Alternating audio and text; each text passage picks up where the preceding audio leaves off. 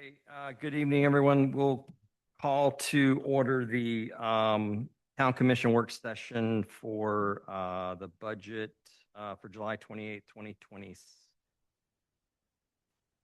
Commissioner Keller? Here. Vice Mayor Satterfield is absent and watching over Zoom. Mayor Taylor? I'm here. Commissioner Motley? Present. Commissioner McMillan? Present. All right, good deal. You said Commissioner Satterfield's on Zoom, Yes, not participating by Zoom. He's watching. Yes. and if we needed to, okay. All right, so let's start, Gabby, with the 2026-2027 fiscal year. This is the second budget work session. Kathy, Mike said he can't hear.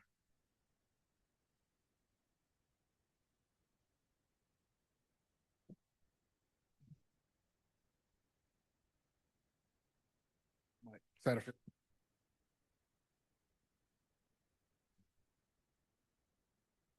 You got it. It's on now.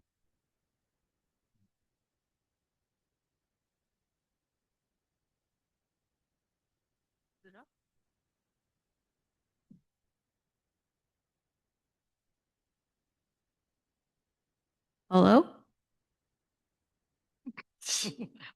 Why'd you delay like that?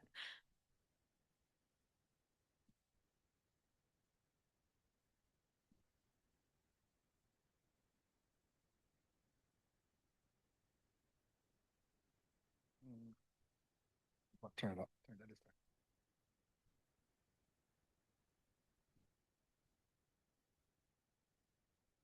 time. Okay, so as we mentioned, tonight's our second budget workshop for the upcoming 2026-2027 budget. In this budget session, we're going to be focusing on the enterprise fund, impact fees, and capital improvements. We'll also cover the changes to the general fund since the last budget workshop. So the purpose is to present to the Town Commission a summary of the preliminary budget numbers for the enterprise fund, also known as the water fund, the impact fee fund, and cover the 5-year capital improvement project or budget. Here's our budget principles. When creating this budget, we wanted to ensure that we maintained a structurally balanced budget while prioritizing essential services as best as we could. We also wanted to preserve the town's financial stability and ensure transparency in all budget decisions. A general outline of how we will be proceeding tonight. So we'll start off with the changes to the general fund first, then we'll go into the enterprise, then impact fees, capital improvements, and then upcoming dates and requested action. We do need to make a motion in the next commission meeting, so the one after, because we have to approve the tentative millage rate and we have to approve the tentative and final hearing dates. So you'll see that as the last slide, but you guys don't make any decisions until we. That's on the consent agenda. Yes, but I just wanted to, in case you see it. You want to pull that off and make it separate, or you want to keep it on the consent agenda? No, it needs to be into that meeting. So, but we can do it first if we can, just get it out of the way. Okay, so we're going to begin with the changes to the general fund. So since the last workshop meeting, our taxable values have changed, not for the better. They actually decreased. So the Orange County Property Appraiser finalized their taxable values on the DR 420. The DR 420 is a certification of taxable value required under the Florida Administrative Code. It's part of the Florida's truth and millage or TRIM process, which ensures transparency on how local taxing authorities set property tax millages. Unfortunately, they overestimated the town's value by 11 million back in June. So we had to reconfigure the ad valorem numbers due to the decrease. This also caused a shift for the fiscal year 2028 and 2029 projections that I had previously presented. It's kind of small to see, but right here, this is the original number. So this is the letter that they sent us. So originally, they said that our property value was 1,037,422,455. And the new number provided is right here. So this is the, let me see if I can move you. This is the official 420 form. So this number right here is the new updated number. So it's the real property with the personal property added together. This becomes this. So I reached out to the property appraiser. Was a little confused because when I was redoing this, it didn't match up to my original calculations. And it's basic math. So I was like, hey, this not adding up. And they were like, well, as you should know, it's only an estimate. So you shouldn't have taken that for face value. Unfortunately, it's never been overestimated by that much. It's usually only ever been by like $1 million or $2 million. So this was kind of a big hit to our bottom line. So the new number is 1,026,267,670. So there you go. The more changes to the general fund. So since our last meeting, a police vehicle was totaled. It was set to be paid off in fiscal year 2027.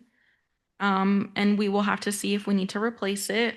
Chief is looking at options, but there's a possibility that we may have to take on another car payment in fiscal year 27.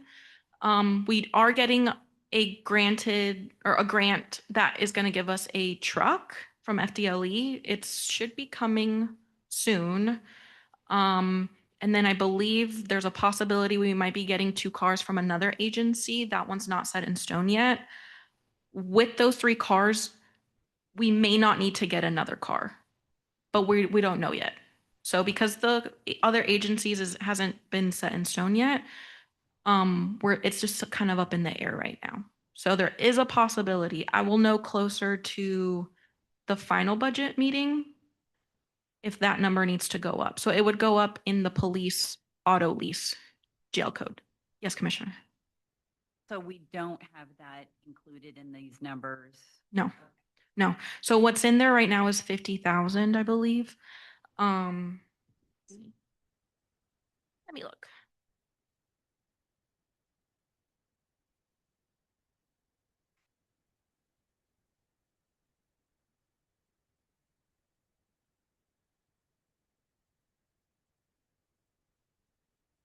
Yeah, it's 50,000. So that covers the current cars that we have on lease or that we make payments to. It does not include an additional car to that. If that does need to change, then I will increase that particular number. You do see in fiscal year 27 and 29 on that jail code that it does decrease. That's because one, that car was supposed to come off, plus an additional car is supposed to come off. And then another car is supposed to come off in the following. So, and there's a very small slight buffer in there, just very tiny.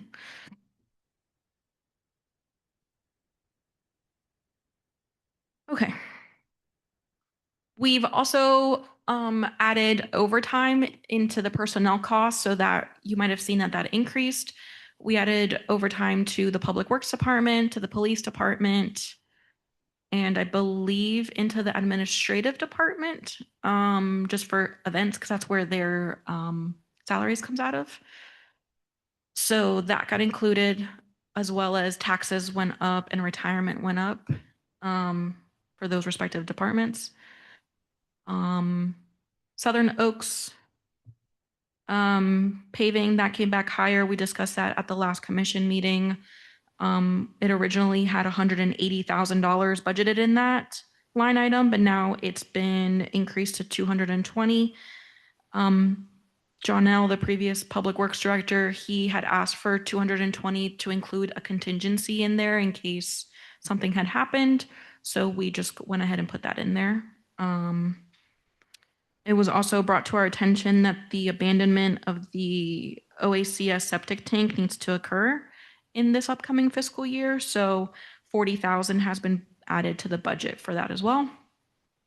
And 30,000 for the HVAC for this building that we're in.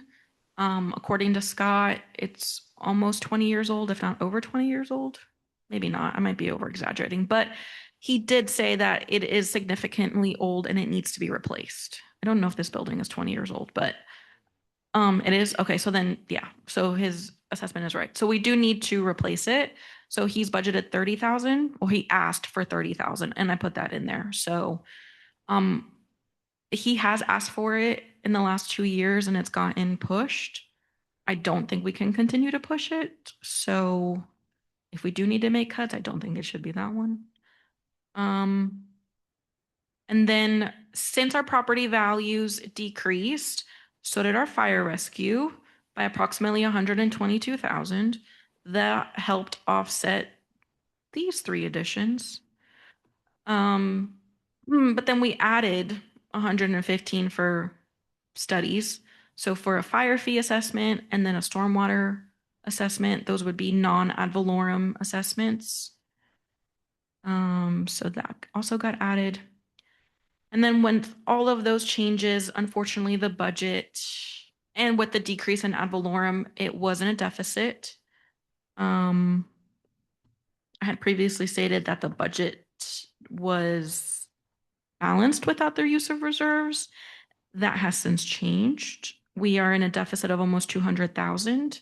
So in order to make it balanced, I had to pull from reserves. So I pulled 300 to offset it and to leave a little bit of a contingency in case something else miraculously pops up that we need to fund for. So that leaves us with a new contingency of 111,000. I know you guys see 94, some change.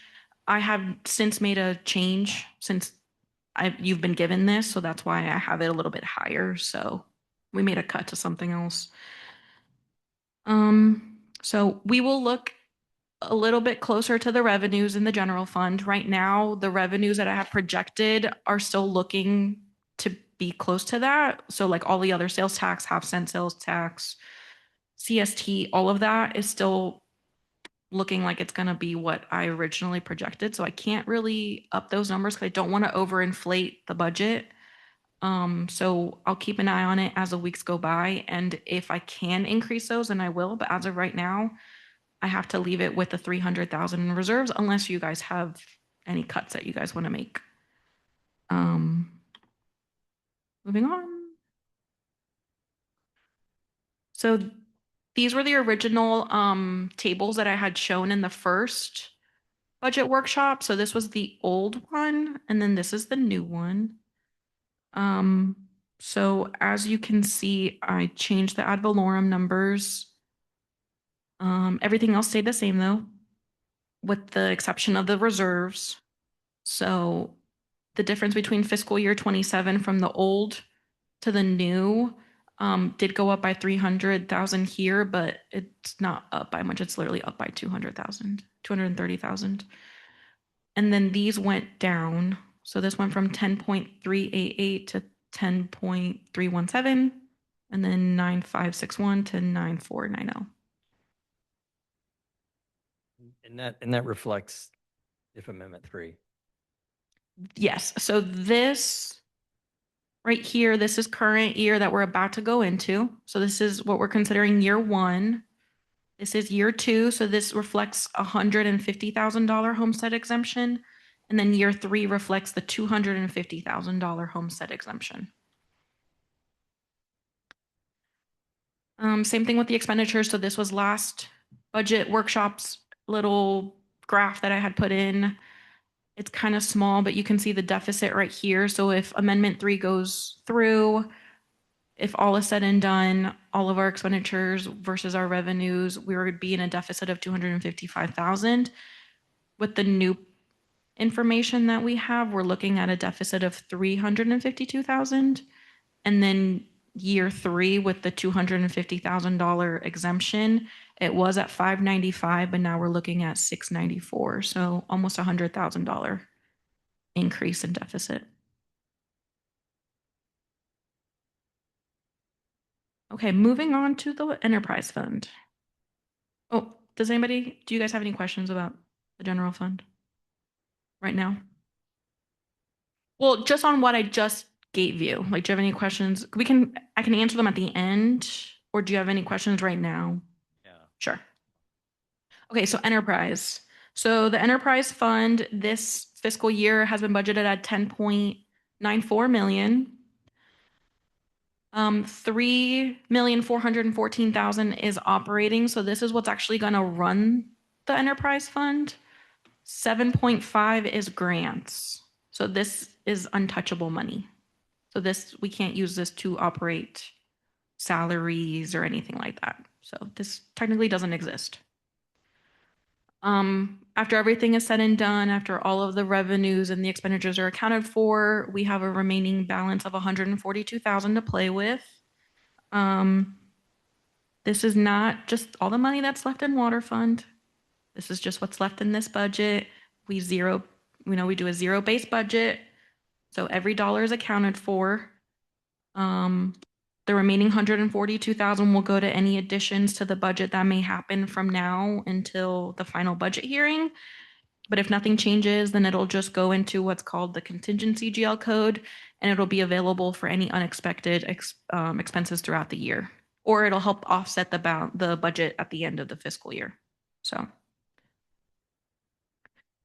here's a revenue breakdown. The enterprise fund is a self-supporting government fund that operates like a business. So it generates revenues primarily through charges and fees for goods and services.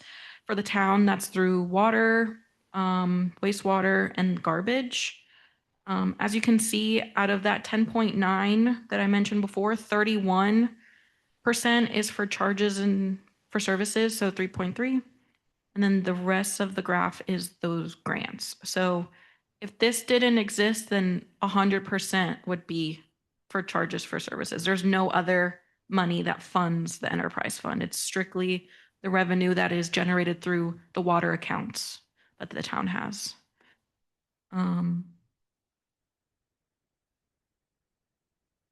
So overall, the revenue, so this right here, this 3.3,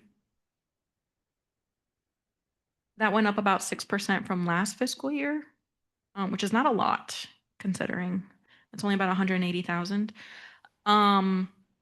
We are doing a water rate study to see if we need to increase our rates to bring in more revenue for the town, just because the graph is starting to come too close. So we're not bringing enough in than what we're spending, right, in the enterprise fund. So we need to do a water rate study to see if we need to increase our rates to help pay for the water services and the sewer services. We also need to do one because if we're going to do another water plant, we can pledge some of those revenue sources to that so that we don't have to take on debt. Some of the expenditure highlights. The department was tasked with trying to implement a 10% reduction on non-contracted expenses, just like they were in the general fund. So most line items do reflect a 10% decrease from the prior fiscal year. We also budgeted 42,000 for utility repair experts, or URE, to operate our current water plant. So our longtime water plant operator, Brad, resigned or retired. I'm not sure which one, but he's just no longer with us. So now we need somebody to operate it for us. So right now, until we can fill that position, URE's stepped up. So we've had to budget 42,000 for them.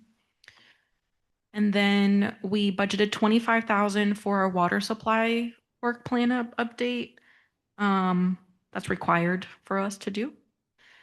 And then we also budgeted 72,000 for SCADA upgrades. So this is for the water plant that we currently have. Originally it was budgeted at 40,000, but we actually got the quotes back and it came back at 72. So we had to increase that. And then 30,000 for the water rate study that I mentioned before. Raftellus normally does our water rate study, so they quoted that to us. So we budgeted that.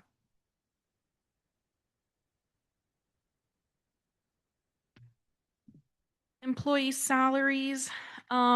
It also reflects a 3% COLA, just like it did in the general fund. So all of our employees in the town, I'm not sure about the school, I think they will as well, but at least town employees will be receiving a 3% COLA as of right now. The budget also includes 100% of the health insurance paid, just like the general fund does. It still is at a 9.5% increase. We are still waiting for our rates to come back. We did get our preliminary numbers. They did come back a little high. We told them to go back to the drawing board, so we're waiting for those numbers to come back to us. Once we have those numbers, and we will share it with you guys. But right now, everything is still up in the air, so I don't really have a concrete answer for you. But as of right now, we're still holding strong at a 9.5% increase. So, okay, moving on to the impact fee budget. So the impact fee budget currently is at 4.2 million. We have 2.4 budgeted for projects. We have the remaining 1.7 in reserve, so that's left over for anything that might come up, but that's all that's left in impact fees. So the overall impact fee balance decreased by 900,000. That's just due to different projects coming through. So we have been using our impact fees. But once you use them, that's it. That's all we got. So, and growth is still coming through, but homes are not being built as much. So all we're kind of relying is on commercial, but this may not increase. Right now, we've only budgeted for 20 new homes. And that's kind of like a high number, because last year we budgeted for 35, I think, and I don't think we hit that. So we're estimating an additional 313,000 coming into impact fees. I'm not sure if that will happen. Hopefully it does. Hopefully more comes in, because commercial will come on, but we're not sure yet. So this is all speculation. I have no idea. Impact fees are very hard to budget. But the balance, this 4.2, it did go up in water, wastewater, and administrative, because those impact fees actually did go up with our impact fee study. So we did see an increase to that. But we did see a decrease in Parks and Rec, law enforcement, transportation, and fire protection, because a lot of the projects ended up coming out of those jails. So the 900,000 is to these. So this year we have a couple projects budgeted. Water did complete some projects, and then we added an extra 150,000 for the Northwest Loop design water plant. So we originally had 500,000 budgeted. We've decreased that to 450. Parks and Rec, the pavilion, that's for the nature preserve. We've cut 60,000 out. We originally had 30, then we increased it to 50. Now we're at 60 just because of inflation. But unfortunately, not unfortunately, this is an agreement that we have with the nature preserve once they receive those 2 acres of Briley Farms. So the town will be putting in the pavilion for them. So we have cut this money out for them for that. But we have it written so that it doesn't get used. Another project. Sadler Park Phase 2 reduced by 180. Law enforcement, we have 10,000 for new officer laptops and equipment. Transportation, this overall decreased just because a lot of the projects that were in there from last fiscal year, or the one that we're about to complete, finished up, and the projects ended up being a little bit less. Sidewalk improvements increased by 125 to include a canal bridge. And then fire protection, more hydrant upgrades, and then we're including additional water line work. So we increased that to 75. We normally put in 50,000, anywhere from 25 to 50,000, but we increased it to 75 for fiscal year 27. Okay, moving on to capital improvements. So capital improvements are improvements to the town that we do due to growth. We can use impact fees on it. We can use reserves, operating, all those type of things. They increase value to the town. They extend useful life to certain things that we already have. So it's good to keep this updated based on the needs of the town, and we like to project it 5 years out. And every budget time we either edit it based on what did get completed, or if we can't complete it in that fiscal year, then we move it to the next fiscal year, pending funding. So right now this covers fiscal year 26-27 to 30-31. However, this entire list is all dependent on Amendment 3. So if that does pass, we may not be able to do any of the projects on this list unless we either secure funding through grants, or we're able to slowly allocate some money to it. As of right now, we have 4,500 listed for IT equipment. So a lot of our laptops that we have are coming up to their useful life. So we need to upgrade it. We've been doing it in small batches. So we have another 4,500 to replace some more. And then the 130,000 comprehensive plan update, this is coming out of the general fund right now, out of the planning fee GL code. So you might have seen like a huge increase in consulting services out of the planning and zoning. That's what that's for. So we're required to do this every 10 years. So we need to do this. Projects funded through grants and impact fees for Parks and Rec. So those are all listed. Transportation, one of the capital improvements that we have coming out of general fund is for the Southern Oaks neighborhood. The other ones are all funded out of impact fees if it's possible. Same thing with water and wastewater. They're all funded through the utility impact or grants. The majority of it is coming out through grants though. We have about 4 grants in the water department. That's 7.5 million. 4 million of it is for alternative water, and then 3.5 is for the new septic to sewer project. Parker was able to secure those funds for us, so we have that listed in there. Hopefully that starts soon. And then we have 450 slated that the town is required for the alternative water. That's just coming out of impact fees right now before the construction happens. So the 4 million that we have in grants is for construction only. This is the town has to pay for all the design and everything. And then police, CJS upgrades are going to be funded through general fund unless they're able to be funded out of impact fees. If not, then it'll just be equipment that gets funded out of the impact fees. And then for the school, they need to do new kitchen equipment, but that will be funded out of their general fund, not the town's. So out of their operating. So this is a breakdown of everything that's listed. You can see the 5-year, projection. I'm not going to go through every single project. We'll be here until tomorrow. And I also this is not my scope. This is Parker's scope. So if you have a question about a particular project, please refer to Mike Parker on that. Okay, so as of right now, we have a total of $34 million in improvements for the next 5 years. Like I said, that's all dependent on Amendment 3. And if we do have money, even if Amendment 3 doesn't pass, the town still has to have money in order to fund these things. So, okay, that is the end of my presentation. I can open it up to public comment now and any questions, and then I can bring it back to you guys. That sound good? Okay, cool.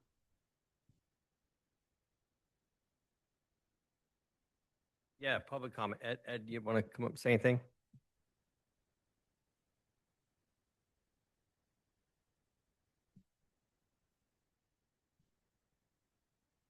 Ed Kulikowski, 51 Vandermeer Street. Apologize for my tardiness tonight. As I came in, you were saying that our real estate allocate has gone down. How can that be possible when everyone's values seem to be going up? So the property appraiser does a preliminary number based on what they have versus what is coming online essentially for us. So they came up with that number on their own, I'm assuming through actuarial different types of formulas or something.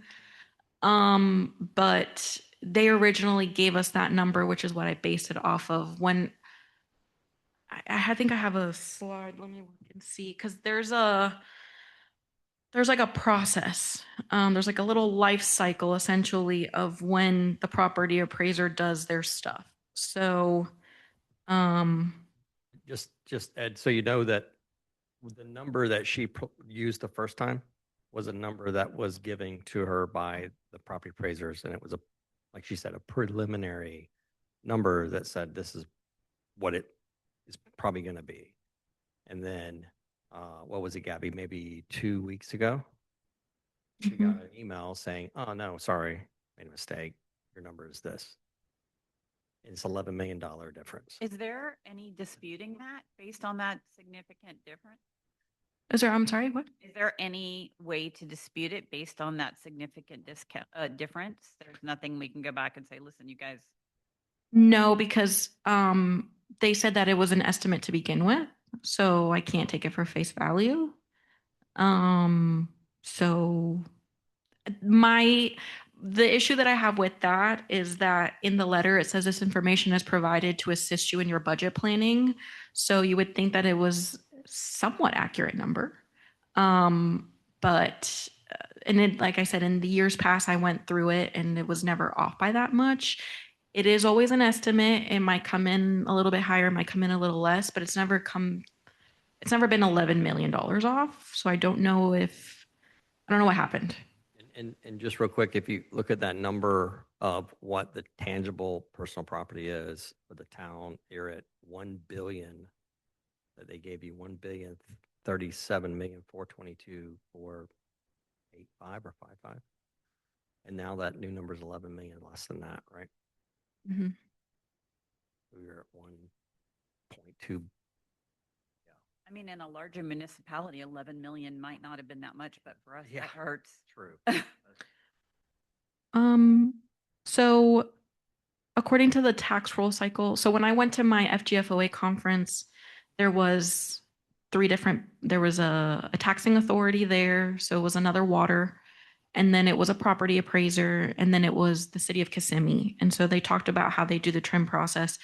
According to the property appraiser, the tax roll cycle, January 1 is the date of the value. And then March 1st is the exemption deadline. And then June 1st is their best estimates. And then July 1st is when they actually put those estimates to paper. So they estimate everything until July 1st. And July 1st is when they actually get that concrete number. And then the towns and cities and villages have to go in there and put their millage rate in there so that they can calculate that. And then that's when they send out their trim notices to the residents to say, hey, this is what your preliminary trim notice is going to be. And that happens in mid-August. So I think they just had the values and the exemptions, but nothing was concrete until after June. Once they probably, maybe some stragglers came through. I'm sure they have an influx of homestead properties coming through now. So maybe they didn't take those into account when they originally gave us those taxable values. I'm not sure. I don't know. I don't work for the property appraiser, but all I know is that it's 11 million less and I had to adjust the budget. Ed, did that help out? Yep, no problem. Anybody else? Okay, so close the public hearing then and bring it back to your Commissioner Keller. Do you want to lead off? I have a few things on my list. So some of these are kind of statements and reiterating some things. Some of this, Gabby and I chatted a little bit beforehand, but I think one of the important things to note is that, Elise the town manager did have the departments do their budget with a 10% reduction. And this is all prior to us being potentially impacted by the homestead exemption thing. So again, this is kind of a statement, but we've decreased our budget by 10%. We're not even being hit by the potential ramifications of the homestead exemption. And we're still needing $300,000 from our reserves. Again, I chatted with Gabby before, just before the meeting, because I am not a fan of us balancing our budget with reserves. We talked about the fact that I think, when the fire thing happened a couple years ago, that was an unexpected thing. it was an appropriate thing to use reserves at that point in time.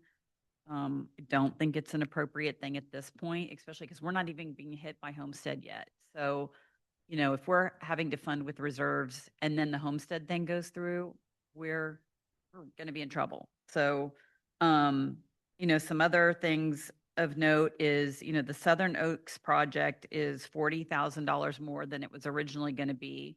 I'll be honest, knowing what I know now, I would probably have not said we needed to move forward with paving Vic because we don't have that $50,000 to do that. So one of the other things that is in the budget that Gabby and I talked about a little bit, this is something I've also talked to Elise about. There's $100,000 for a land purchase, which I understand is some arrangement we have with the developer of Oakland Trails that we may be able to purchase some land. And I know Parker, you've given us a lot of information on that, but, and Elise has told me that obviously it wouldn't happen unless we could buy it for this $100,000. But to me, $100,000 right now is $100,000. And I would say that unless you can give me some really good reason why we need this land, we don't have $100,000 to spend if we're pulling $300,000 out of our reserves. So that is something I definitely would like to look at. Parker, I don't know if you want to share any more. I've been given all the information and I understand that, you know, if it's a deal for us to get it, but if we don't have $100,000, we don't have $100,000. Well, I can tell you that it's a remnant from the development. When they did the development, we made them give us a large piece of land for the roundabout. So once it was constructed and the new right-of-ways were put in place, it left fragments, 3 fragments of their property. And the abandonment of the old right-of-ways will give them one large parcel. It's like 1.2 acres, I think, something like that. So we have to abandon the old right-of-ways. We have to, you know, we still need to do that. And so we were thinking that we could probably secure that property. Right now, the immediate need, I would say, would be a hurricane debris site. We do not have a good site for debris management. If you recall, a couple of years ago, we had the vacant property across the highway that we leased, you know, for a time being, but we don't have any place for that. So that would be, you know, a good site. It could be used as something for the water and sewer, or possibly a large park area. Or if transportation related, it could become a transportation, like what do you want to call it? A point in between Orange County and Lake County for bus service. There's a lot of reasons that we looked at that. So we're going to give it our best effort to get them to sell it to us for 100,000. So is it something that, as you called it, remnant land, is it something that we don't buy it this year, it could potentially be something we look at buying from them the next year? Or, I mean, it's not land, if it's remnant land and it's not really, is it something that they could sell to someone else? Yes. Mhm. Okay. And again, I know from my conversation with Elise is, we're just hoping that they'll sell it to us for $100,000. There's nothing that, if they could sell it to somebody else for more, they may. That's correct. Okay. So So, the land is crisscrossed with numerous utilities. Those are going to stay. It would be hard to put a large building on it, but you could put, you know, some things. I still think it's something that we just, under the current financial constraints we have, it's something that we have to really make sure that it's a necessity. And again, you know, looking through the budget, as I talked to Elise before and I talked to Gabby, you know, $1,000 here, $1,000 there doesn't really help us. You know, you've got to find things. If it's not $10,000 or $15,000 or more and multiple opportunities, there's not a way to find a lot of money. So that's one that just really stuck out with me. The other one, which is one I hate to have to do, but I know that it's a potential thing, is the employee insurance and having the employees participate. We pay 100% right now. I mean, I hate to do that to our employees. But again, it may, sounding like if the increase is as significant as it is, we may have to look at that. You know, I hate to do that to our employees, but it may just be something that we have to look at. And then lastly, you know, the assessment studies. I hate to see us spend that money, but again, in light of what is potentially coming down the road in November, I mean, obviously, if things don't happen and, you know, if the property tax thing doesn't happen, that goes away as well, you know, because we won't have to do that. But if that does happen, we need those assessment studies because we're going to have to find other ways for money. And that's going to mean assessing our residents additional fees for fire and water, right? Is that what it was? Fire and, Yes, I think my understanding is that even if Amendment 3 doesn't happen, we are still looking at other ways to fund fire. So that's been on the drawing board since we got hit with the original increase. But unfortunately, our code does not allow for any additional assessments. So I believe we're trying to work on that right now so that we can do some assessments, non-ad valorem assessments. It would not fund the fire rescue 100%. That would be impossible to do. I think ACOE is trying to do it, and it would cost like, I don't know, like $2,000 per resident, and that just defeats the entire purpose.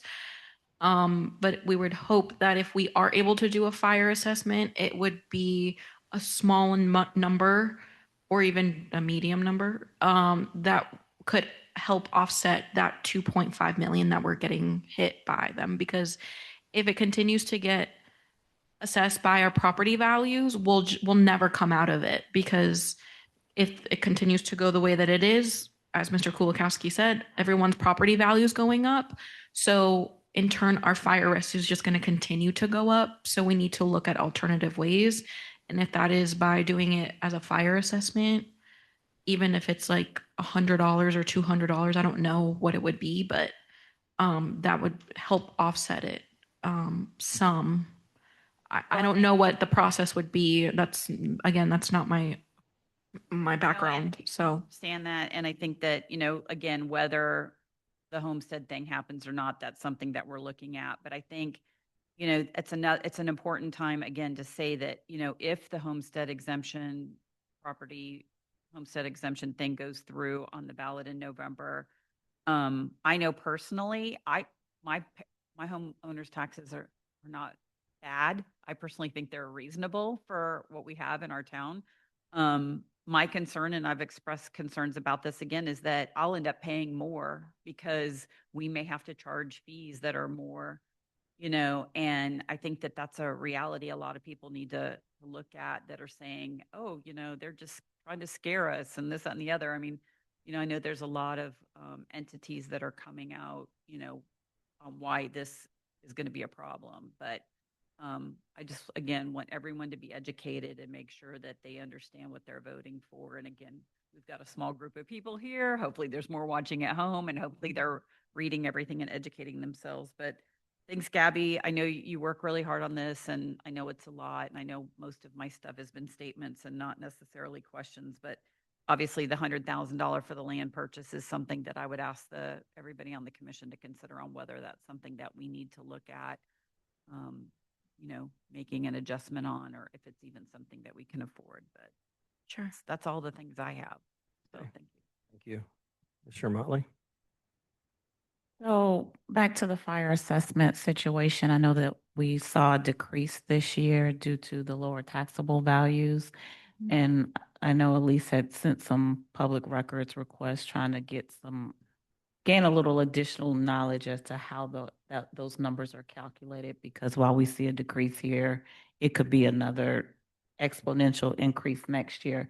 Have we gauged any information back from the actual calculation of the value related to that fund? And is it directly related to the town of Oakland's taxable values, or is it kind of like spread apart in the county? I just want to know.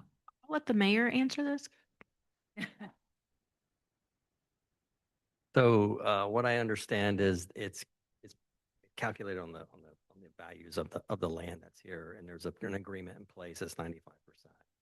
Okay, but the option they gave us last year or this year was you can either A, go with what your taxable values are, or if they're lower, you can go with Orange County's increase.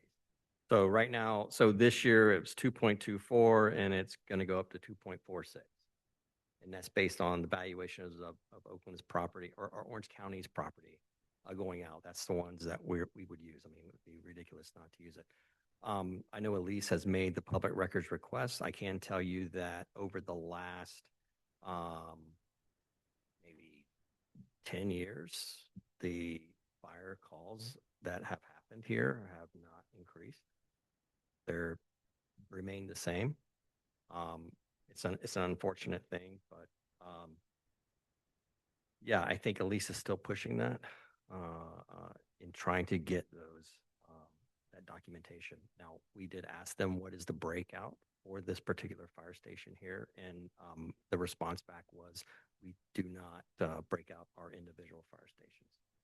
Find that hard to believe, but I mean, so that's the response they got back for that. But I know she's getting information in that's coming in, so it is a big hit. It's the largest hit fire. Well, and again, it's based on values. I mean, a house doesn't get any bigger just because the value goes up. It doesn't take more to put a fire out in that house. It's a strange way to calculate that fee. And that's the argument. There's Yeah. got to be a different way to. Staffing services, you know, There's some of the- got to be a different way to calculate how it goes. And unfortunately, if it continues on, there's some point in time where you hit a threshold and you're not able to do it or getting up to that threshold.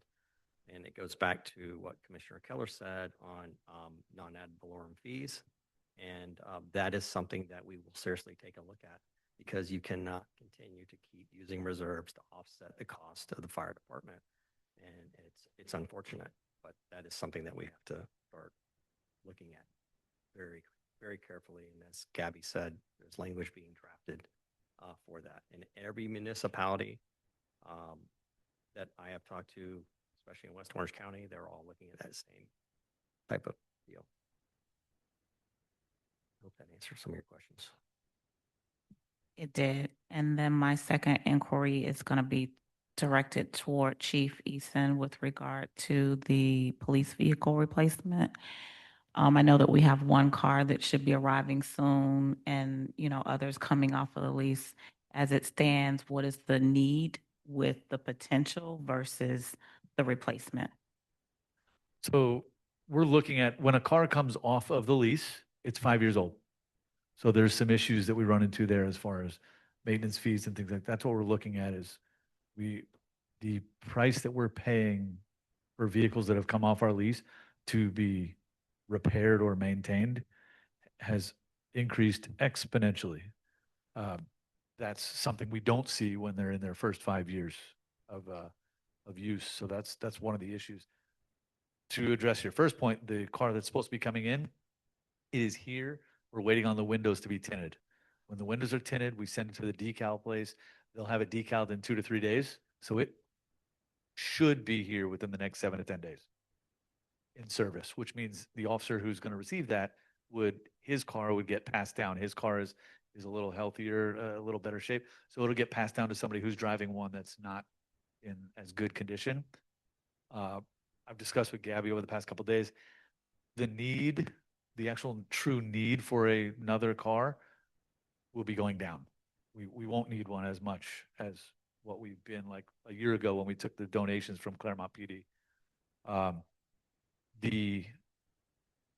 What we have to watch is just through routine usage, or like what just happened with this one that's in your packet. A citizen hit our car unexpected and totaled it. And we owed 7,000, or no, we owed 5,000 and they're giving us 7,000 or something like that. Or we owed 2,000, something like that. It was $5,000 difference. No, you don't have those right. But that's the issue is it's more, the scope is based off of the unknown more than the need. The need has gone down. So I can honestly tell her, which we talked about this week, we don't need another car right now. That's why we didn't budget for it. But the unexpected is, the unknown is what we don't know. We do have to plan for the unknown, so we're not stuck with an officer that can't patrol the streets. Thank you, Commissioner McMullen. I'll be,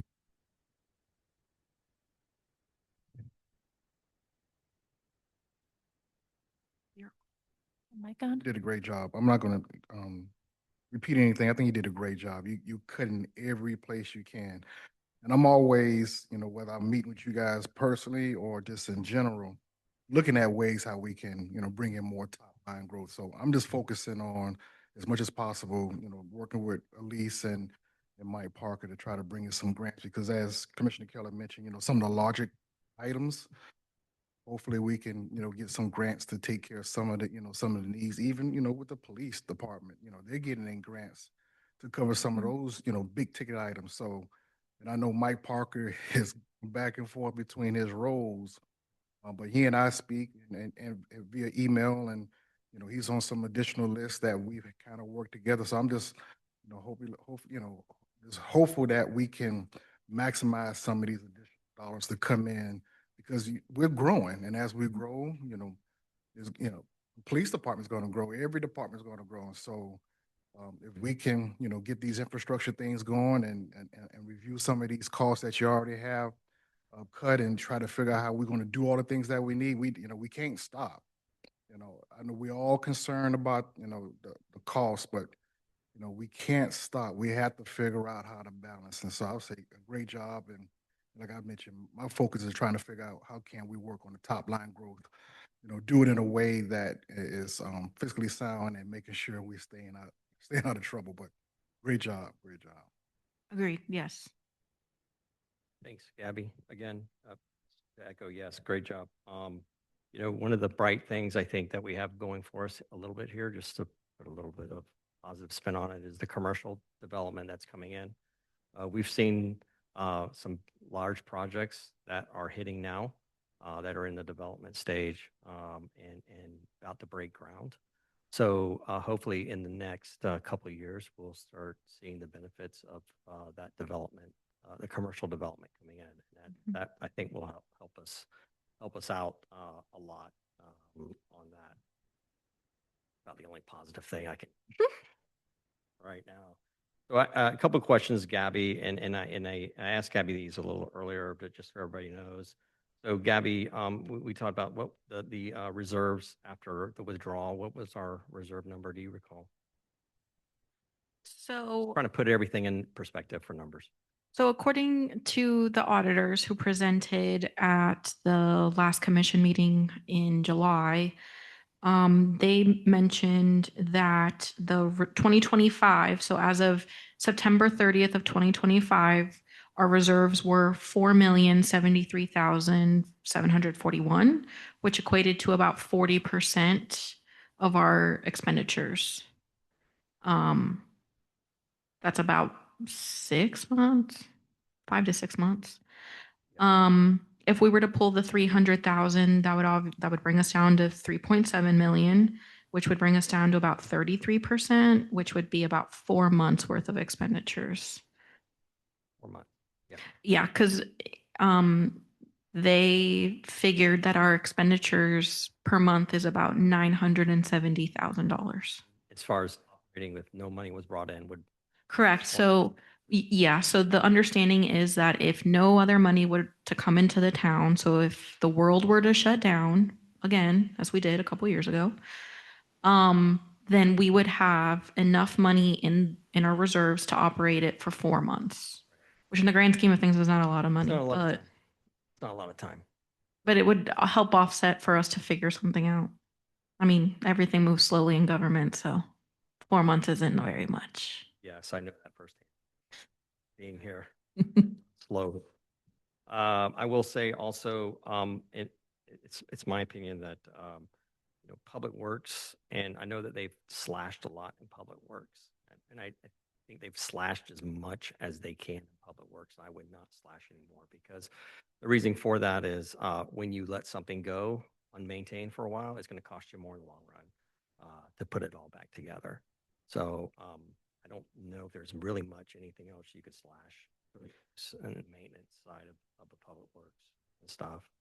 Yeah, they're kind of at they're at their end. We can't really cut any more from Public Works. They had some wish lists, but we couldn't bring any of it onto the budget. So I think I agree with everybody. I think everybody does is the capital improvements based on what movements he's going to bring to us. Capital improvements would have to be probably judged on a basis at some point in time. mhm. This is a great list. It's wonderful, but to see where we're at that point in time. Yes. And I have heard that education on Amendment 3 is getting out there, and there are some sentiments maybe that it's, people are starting to understand what happens. And I know the town in Elise is going to set up workshops for the public to kind of talk about here's what to expect, here's what can happen and stuff. So that will be good. But other than that, thank you. Anybody else? All right, that's it. Do you guys have, In the next.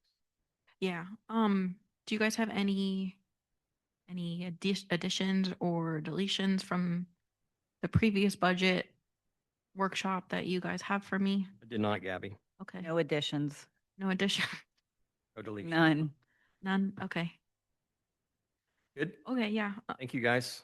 All right, we'll reconvene at 7.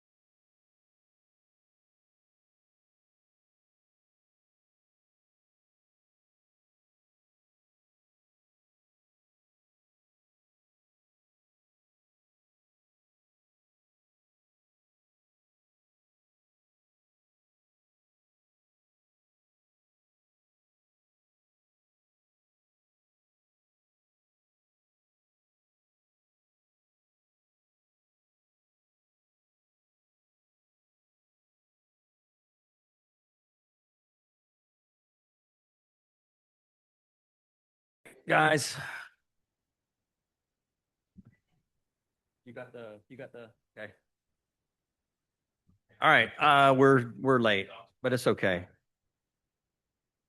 All right, let's, good evening, everyone, again, and thanks for hanging around. We'll call to order the Town Commission meeting for July 28th, 2026. If everybody could please stand for the pledge, remain standing.